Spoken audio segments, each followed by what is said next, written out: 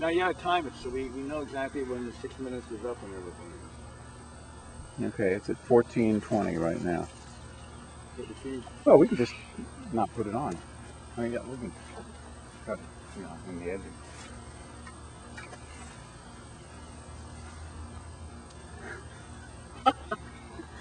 here we are.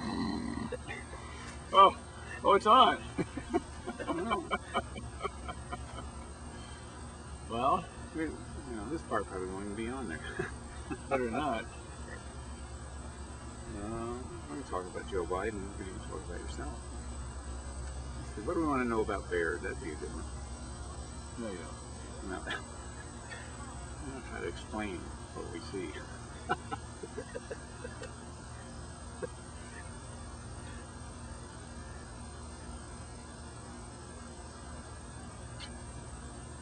Well, it's fall. It's kind of heading into summer, heading into fall. What are some of the fall activities you like to do?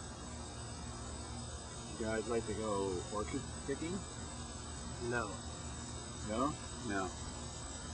Try something else. Do you like looking for worms under rocks? I don't know. What do you do in the fall that's different from the rest of the year? Anything? No, I don't do much of anything. No, nothing here. But you must have something, because you would have asked the question.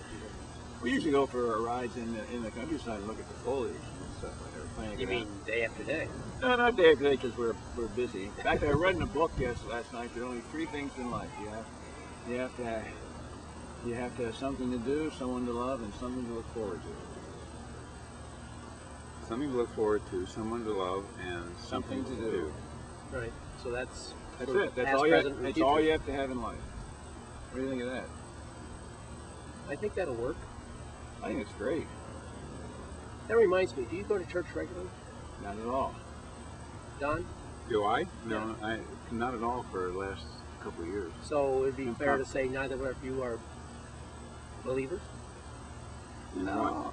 Yeah, and what? That's right. And what? I believe you know what I mean when I use the word believer. Believers? I think that's probably true. What? You mean believe in a God or something like that? Or All right, let's start with that. I believe in a God, but I don't believe in a church or related God. You don't believe that the church is sort of a gatekeeper to the God? No. Church is a means for punishing people to make them think that punishment will make you better. Here on earth? Yeah, here on earth. And it just doesn't appeal to me at all. How can you be so sure? How can I be so sure? I don't have to be so sure. Well, I mean, I have to be so sure. Remember, I had this operation, and for 10 minutes I was legally dead, and I don't remember a thing. I went to sleep, and I woke up, and there was nothing in between. And frankly, that's how I think it's going to be. You die, and that's it. You die and be done with it. But the Creator knew that you were not dead, and But there is no life yet was bringing you back. I don't think there's any life after death and any of that kind of stuff. I think that's a nice way for the churches to hold this fear over people. If you don't do it right here, well, you're going to be punished there.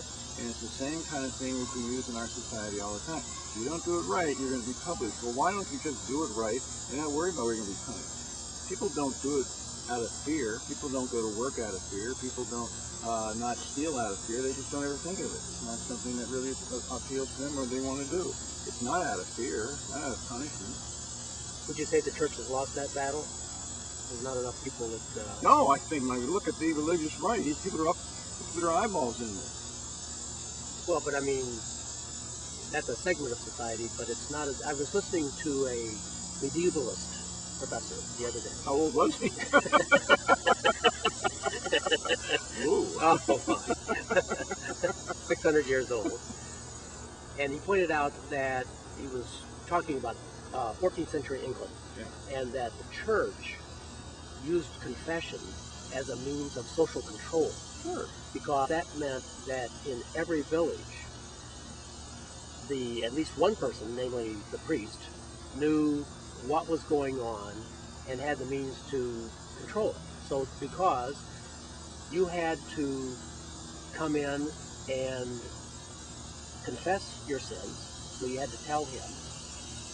And by the means of your confession, you brought up in your own consciousness the things you knew you were doing wrong, and therefore you had to once again commit yourself to doing what was right.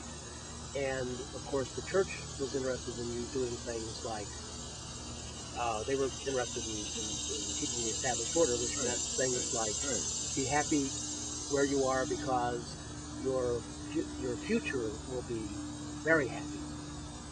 Be happy with your state, so that in fact medieval England was divided up into 3 estates, and you had serfs, and you had aristocracy, and then you had the church. And if everybody would just be happy with their state, everything would be fine. And unfortunately, there was this peasants' revolt where the peasants, for this period of time, thought They weren't very happy. they weren't very happy, and their problem was they weren't very happy. That's right. All they had to do was to think about it and then be happy.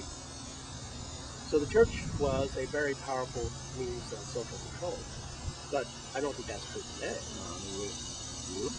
No, no. You know, Not enough people believe. If we would all believe, then we'd be back to social control. and I have to admit that since childhood, ever since the very beginning, I've always thought it doesn't make sense.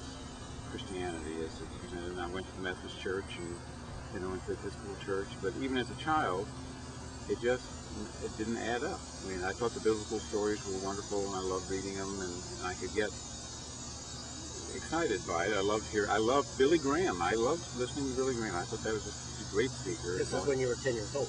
And later. Oh. Just like I would enjoy listening to Rush Limbaugh now, but I didn't believe what I was hearing.